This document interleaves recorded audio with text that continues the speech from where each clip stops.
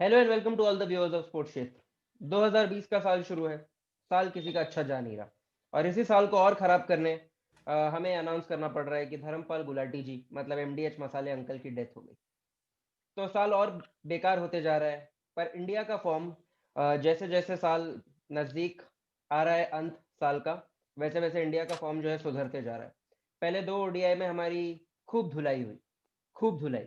उसके बाद हमने बाकी दो मैचेस जो उसके बाद में हुए, तीसरा ओडीआई और फर्स्ट टी20, इन दोनों में बहुत ही अच्छी रिकवरी दिखाई। तो इस स्टोर पे देखा जाए तो चार मैचेस जो हुए उसमें से हम दो हारे और दो जीते, तो वो तो एक्चुअली बराबर हो गया। लेकिन सीरीज जो है हम ओडीआई सीरीज हार चुके हैं। टी20 सीरीज में हमारी 1-0 की बढ़त है, तो हम उसे और बढ़ा के कल की, अगर हम टी20 जीत जाते हैं तो हम ये सीरीज जीत जाएंगे। तो इस पे आपका क्या कहना है अजिंक्य, जो हमने फॉर्म जो हमारा टर्न अराउंड हुआ है? आई थिंक हम मनुका ओवल में खेलना बहुत ज्यादा पसंद कर रहे हैं। सिडनी हम वापस जाने, मतलब मैं प्लेयर्स को देख रहा था, बस में घुसने को ही तैयार नहीं थे, हम वापस सिडनी नहीं जाना चाहते, ऐसा बोल रहे थे। इस पे आपका क्या कहना है? ये जो क्यों सिडनी अभी वापस नहीं जाना? क्योंकि सिडनी में बोलिए बोलिए। रिकॉर्ड अच्छा नहीं रहा इंडिया का। अभी स्टार्टिंग के दो ओडीआई जो रहे उसमें बिल्कुल अच्छा नहीं रहा। जी। उसका हम्म। रीजन कहीं ना कहीं पिच भी रही है और कहीं ना कहीं हम्म। अपनी बॉलिंग भी रही है। लेकिन हम्म। अभी अगर टी20 सेटअप में देखें तो बॉलिंग में बहुत हम्म। से चेंजेस है। नटराजन जिस हिसाब से आए थे थर्ड ओडीआई जी। में, तो उन्होंने बहुत अच्छा हम्म। परफॉर्म किया था और अभी पहले हम्म। टी20 में बहुत अच्छा परफॉर्म किया है। तो सेटअप चेंज हम्म। है। मैंने कुछ कुछ लोगों को बोलते हुए देखा है कि इंडिया ओडीआई का ही एक्सटेंशन है टी20 में। लेकिन मुझे ऐसा लगता नहीं जी। कि एक्सटेंशन है, क्योंकि बहुत से चेंजेस है इसमें। तो जी। मुझे ऐसा लगता है कि टी20 में बहुत अच्छा किया इंडिया ने स्टार्ट, और हम्म। जिसमें रविंद्र जडेजा की इनिंग्स देखे हम, तो उन्होंने वो जी। कंटिन्यू किया था ओडीआई फॉर्म अपना। और हम्म। एक दो साल से बहुत अच्छा कर रहे हैं जडेजा। तो आपका जडेजा के बारे हम्म। में क्या बोलना है? जी, जडेजा का फॉर्म तो हमारे लिए बहुत ज़्यादा क्रूशियल था ही। आई थिंक मैं बहुत ज़्यादा ऑप्टिमिस्टिक हमेशा से नहीं रहा हूँ जडेजा, रविंद्र जडेजा की बैटिंग को लेके। मतलब मुझे हमेशा लगता था कि वो एक बॉलिंग ऑलराउंडर। 75 to 80, हाँ मतलब 25 रन 30 बॉल्स में मार दे, या 30 रन 35 to 40 बॉल्स में मार दे ओडीआई में। उस टाइप के प्लेयर थे। टेस्ट में तो वो अच्छा परफॉर्म करते ही थे एज अ बैट्समैन। तो उनसे आई थिंक कि वो अच्छा फिनिश करे और शॉट्स लगाए, ये मुझे बहुत ज्यादा एक्सपेक्टेशंस नहीं थी। एक आध मैच वो कर सकते हैं ऐसा, लेकिन कंसिस्टेंटली। लेकिन इस बार उन्होंने जो आईपीएल में अपना टर्न अराउंड दिखाया बैटिंग फॉर्म में, उससे मैं काफी ऑप्टिमिस्टिक हो गया था। और ऑस्ट्रेलिया में भी वो सेम फॉर्म को कैरी अपना कर रहे हैं, ये देख के मुझे बहुत ज्यादा खुशी हो रही है। खुशी तो हो रही है, लेकिन जैसा हमने फर्स्ट टी20 में देखा कि उन्हें कंकशन, उनका कंकशन रिप्लेसमेंट लेके आया गया। बैटिंग जब हमारी हुई उसके बाद में एक टिकट पे हमने दो यात्रियों को उस मैच में खेलते हुए देखा, जो कि हम इंडियंस को बहुत आदत है एक टिकट पे दो यात्री ट्रैवल करने की। वैसा ही हमने फर्स्ट टी20 में भी किया। युजवेंद्र चहल की बॉलिंग का फायदा उठाया और रविंद्र जडेजा की बैटिंग की।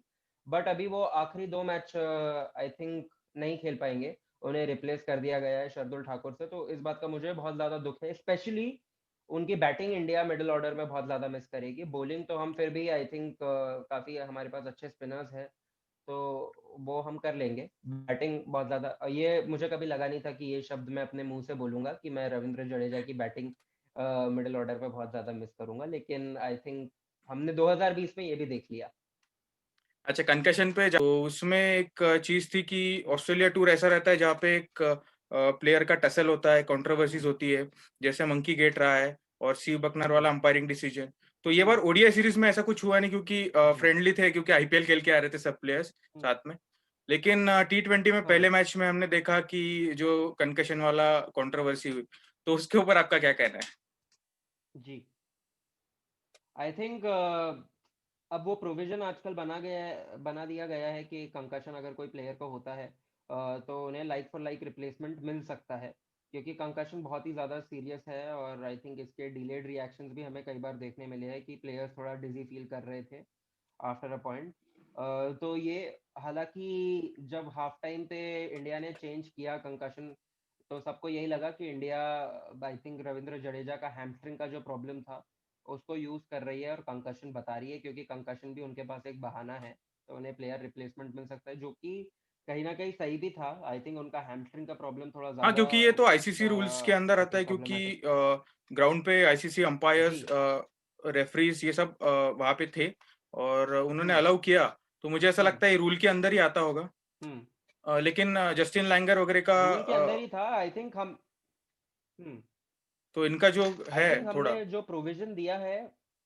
हाँ आई थिंक हमने जो प्रोविजन दिया है उसका यूज किया है। जस्टिन लैंगर अपनी जगह बिल्कुल ठीक थे, हाँ क्योंकि वो ऑपोजिशन टीम के कोच है। बिल्कुल। तो उनका तो काम है मतलब ऑब्जेक्ट करना। उनका उनकी बिल्कुल गलती नहीं है इसमें। और प्रोविजन प्रावधान अगर दिया गया है तो हमारा भी यूज करना बनता ही है। तो हमने उसे यूज किया क्योंकि कंकशन भी था और हैमस्ट्रिंग भी था। भले ही एक प्रॉब्लम दूसरे से ज्यादा बड़ा हो, दूसरा प्रॉब्लम छोटा हो, लेकिन प्रोविजन दिया गया था तो हमने उसका यूज किया। और आई थिंक अब वो रूल आउट भी हो गए हैं T20 सीरीज के लिए।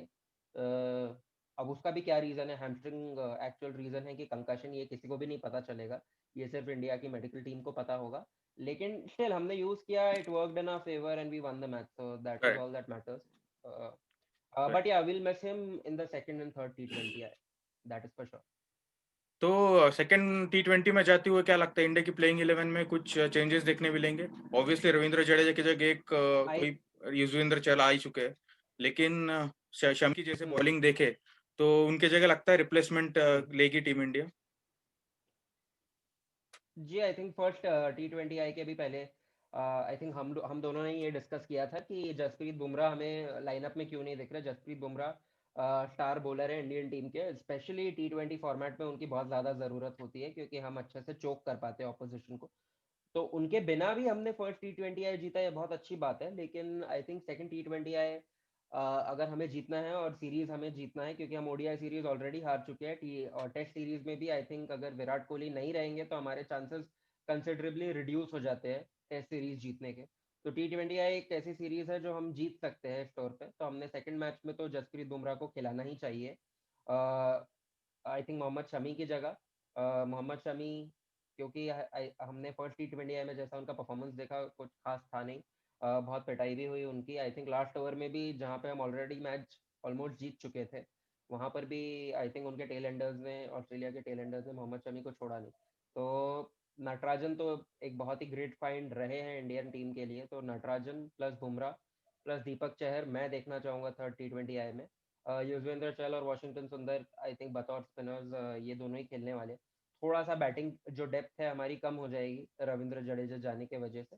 बिल्कुल but I think Jasprit Bumrah अपनी बॉलिंग से कॉम्पनसेट कर सकते हैं बैटिंग में जो रन्स कम बने उसके लिए। तो ये बिल्कुल चेंज मैं देखना चाहूंगा, क्योंकि और भले अगर हम दूसरा T20 जीत जाते हैं बुमराह को लेके तो हम थर्ड T20 में उन्हें वापस से रेस्ट करवा सकते हैं। बिल्कुल। और ये रेस्ट की बात शायद से इसलिए चल रही है क्योंकि कल से इंडिया वर्सेस ऑस्ट्रेलिया की वार्म अप मैच भी चालू हो रही है। हम्म तो शायद हम्म से आधे इसमें से जो प्लेयर्स है जैसे मयंक अग्रवाल है, और बातें ऐसी चल हम्म रही है कि बुमराह को भी उधर भेजना चाहिए। तो कल शायद से हाँ हम शिखर धवन की जगह किसी को देख सकते हैं, या फिर इंडिया कंटिन्यू करेगी धवन के साथ। आई थिंक मुझे लगता है कि शिखर धवन के साथ ही कंटिन्यू किया जाएगा। जैसा आपने कहा मयंक अग्रवाल को भी वो वार्म अप मैच में खिलाना चाहते हैं, तो फिर आई थिंक ओपनिंग स्लॉट पे शिखर धवन ही बचते हैं।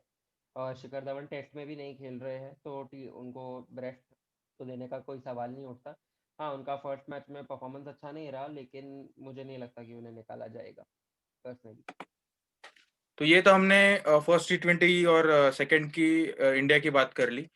लेकिन इन ऑस्ट्रेलिया का क्या लगता है, ऑस्ट्रेलिया की कहाँ गलती हुई पहले T20 में?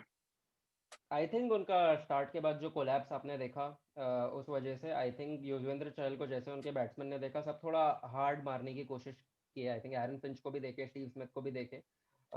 ये लोग सब डेस्परेटली युजवेंद्र हम्म। चहल के ऊपर प्रेशर डालना चाह रहे थे। इस वजह से आई थिंक उनकी बैटिंग अनवाइंड वहां पे हुई। और थोड़ा सा मुझे लगा कि जो उनके रोल्स थे कि कौन से बैट्समैन को क्या करना है वो भी प्रॉपरली असाइंड नहीं थे। ऐसा जब कोई भी टीम में होता है तो आपको कोलैप्स देखने मिलता ही है। आई थिंक हमारे साथ भी सेम हुआ कि हमारे इसमें भी जो रोल्स है थोड़े T20 की टीम में, क्योंकि बैटिंग लाइनअप बहुत चेंज होते रहता है। बहुत अनएक्सपेक्टेड रहता है कि नंबर 4 पे या नंबर 5 पे कौन खेलेगा। अभी भी T20 का लाइनअप हमारा सेटल्ड नहीं है। ये हमारे टीम मैनेजमेंट को, हमारे कैप्टन को एड्रेस करना चाहिए। क्योंकि अगर सेटल्ड लाइनअप नहीं रहेगा इस बार भी वर्ल्ड कप में तो हमारा जैसे ओडीआई वर्ल्ड कप में हालत हुई वैसी होगी। तो आई थिंक हमें भी वो एड्रेस करने की ज़रूरत है, ऑस्ट्रेलिया को भी वो एड्रेस करने की पूरी पूरी ज़रूरत है। विराट कोहली की टीम आई थिंक बहुत ज़्यादा इंटेंट के साथ खेलती है for all his shortcomings. This is something that teams can never be blamed for, and that is playing with intensity. वो इंटेंसिटी भी थोड़ी कम नजर आई मुझे. आई थिंक फील्डिंग लैप्सेस भी हम देख रहे हैं कुछ कुछ. और दूसरी चीज मुझे ऐसा लगता है कि अब चॉपिंग एंड चेंजिंग का टाइम थोड़ा खत्म हुआ. थोड़ा हमने सेटल्ड और बैलेंस्ड लाइनअप की तरफ जाना चाहिए. सेम मुझे लगा कि ऑस्ट्रेलिया के साथ भी ये हुआ. रोल्स असाइंड नहीं थे कि ये प्लेयर को ये ओवर्स में ऐसी तरीके से खेलना है और फिर फिनिशर्स को अपना काम करना है.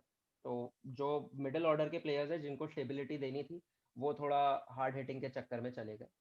ये मुझे लगता है. बिल्कुल। और जिस हिसाब से कल की मैच है, तो मुझे ऐसा लगता है विराट कोहली की कैप्टेंसी के हिसाब से भी बहुत इंपॉर्टेंट सीरीज है ये, क्योंकि जिस हिसाब से क्वेश्चन उठ रहे थे, अगर विराट कोहली कल सीरीज जीत जाते हैं तो शायद से वो कंट्रोवर्सी में थोड़ा ठंडावा आ जाएगा, हाँ. ऐसा मुझे लगता है ना? ये तो बात तो अभी तो आपकी बिल्कुल सही है. सारी बातें कर ली हमने। तो कल हम एज ए इंडियन फैन तो चाहेंगे कि इंडिया कल सीरीज जीत जाए। तो ये जरूर. वीडियो में हमने सारी लास्ट मैच का रिव्यू और ये मैच का प्रीव्यू भी कर लिया। तो आपको अगर जी. वीडियो पसंद आया तो प्लीज लाइक कीजिए, सब्सक्राइब कीजिए और शेयर कीजिए। Thank you. प्लीज करिए लाइक शेयर सब्सक्राइब, ताकि हम और वीडियोस आगे भी बनाते रहें. Thank you. Thank you.